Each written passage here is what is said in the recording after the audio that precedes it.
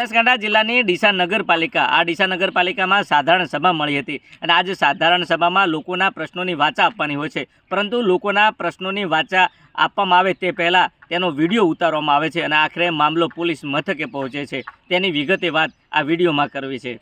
વૈષ્ણવજન તો તેને કહીએ જે પીડ પરાઈ જાનાને રે।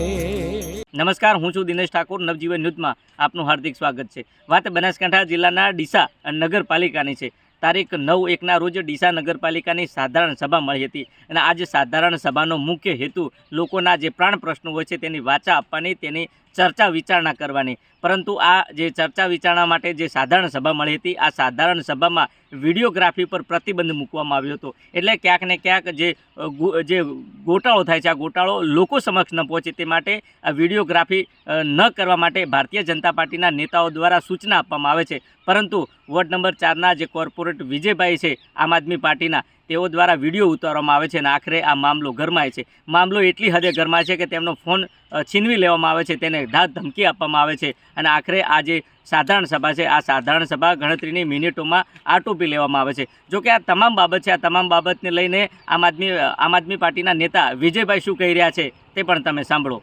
જય હિન્દ સાથીઓ। ડીસામાં છેલ્લા 5 વર્ષથી ડીસા નગરપાલિકામાં ભારતીય જનતા પાર્ટીનું શાસન છે।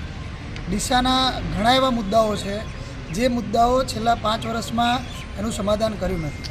જ્યારે પણ ડીસા નગરપાલિકામાં સાધારણ સભા થાય છે તો 2-3 મિનિટમાં એને પૂરી કરી દેવાની, કોઈ મુદ્દાઓની ચર્ચા નહીં કરવાની, કોઈ ઠરાવ ઉપર કે ડીસાના કોઈ પ્રોબ્લેમ ઉપર ચર્ચા નહીં કરવાની। જ્યારે ડીસા નગરપાલિકાને 5 વર્ષ એમના શાસનના પૂરા થાય છે અને જ્યારે છેલ્લી સાધારણ સભા હોય છે ત્યારે એ સાધારણ સભામાં આમ આદમી પાર્ટીમાં વોર્ડ નંબર 4માંથી ચૂંટાયેલા ડીસા નગરપાલિકાના નગરસેવક કોર્પોરેટર એવા વિજયભાઈ જ્યારે એમને શાસક પક્ષને સવાલ પૂછે છે તો એમને નથી ગમતું, નથી મજા આવતી, તો એમની સામે બળજબરી કરે છે।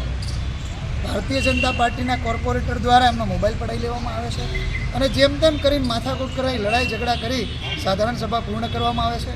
એ પણ ત્યાં પોલીસના જવાનો હાજર હોય છે। તો હકીકત એટલા માટે આ બધા ભારતીય જનતા પાર્ટીવાળા બબાલ કરે છે કારણ કે એમને જે તકલીફ છે એમના જવાબો નથી આપવા અને કોઈ પણ રીતે માથાકૂટ ઝઘડા કરીને સાધારણ સભા પૂરી કરવાની હોય છે। આના દ્વારા સાધારણ સભા પછી જ્યારે અમારા દ્વારા પોલીસને આ ઘટનાની અમે ફરિયાદ કરવા જઈએ છીએ, કમ્પ્લેન કરવા જઈએ છીએ, તો પોલીસ આ કમ્પ્લેન લેતી નથી। હવે એ ખબર નથી પડતી કે આ પોલીસ છે એ નાગરિકોના ચૂંટાયેલા સદસ્યોના કે વિપક્ષના જે ચૂંટાયેલા સભ્યો છે એના હિત માટે છે, એમના રક્ષણ માટે છે, તો પછી ભારતીય જનતા પાર્ટી માટે કામ કરે છે એ સમજાતું નથી। તો આજે એના વિરોધમાં આમ આદમી પાર્ટી દ્વારા મારા સાથી મિત્ર વિજયભાઈ તથા અમારા બનાસકાંઠા જિલ્લાના સંગઠન દ્વારા એસડીએમને આવેદનપત્ર આપવામાં આવ્યું છે કે ભાઈ આજે પણ ઘટના બની છે, એમાં અમારી સાથે દુર્વ્યવહાર થયો છે, ગેરવર્તણૂક કરી છે, પોલીસ ફરિયાદ દેતી નથી, તો તમે આમાં હસ્તક્ષેપ કરો અને એમના ઉપર ફરિયાદ કરો, એવી આશા સાથે આજે અમે આવેદનપત્ર આપ્યું છે।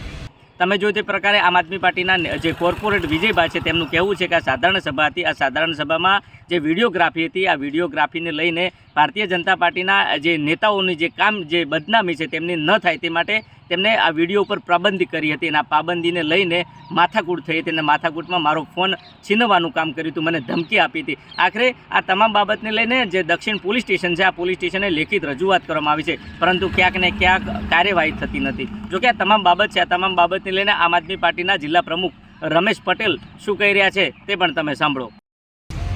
ગત 9/1/2026ના રોજ ડીસા નગરપાલિકામાં સાધારણ સભા હતી। એજન્ડાની કાર્યસૂચિ પ્રમાણે અમારે હાજર રહેવાનું થાય।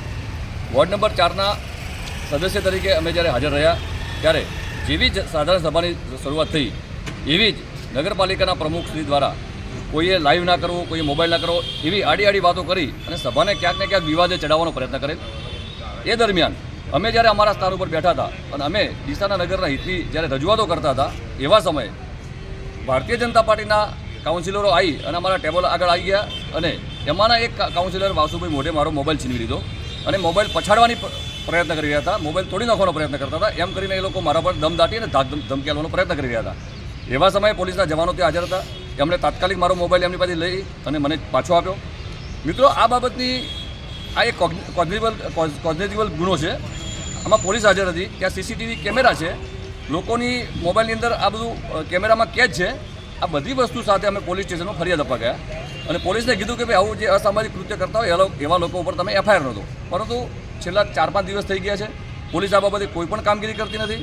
તો આ બાબતનું અમે ડીસા એસડીએમ કચેરીમાં આવેદનપત્ર આપી અને એસડીએમ સાહેબને વિનંતી કરી છે, નાયબ કલેક્ટરશ્રીને વિનંતી કરીએ છીએ કે ભાઈ પોલીસ તંત્રને ફરિયાદ લેવી જોઈએ. એ બાબતે આપ જે ઘટતું કરવું પડે એ કરવું જોઈએ. મિત્રો, આ લોકશાહી દેશ છે અને લોકશાહી દેશની અંદર જો લોકશાહી હવે આપણે નહીં ચાલીએ તો આ લોકશાહી ખતરામાં આવી જશે. ડીસા નગરપાલિકાના સત્તાધીશો છેલ્લા 5 વર્ષથી હું જોઈ રહ્યો છું કે એમણે લોકશાહીનું સતત હનન કર્યું છે.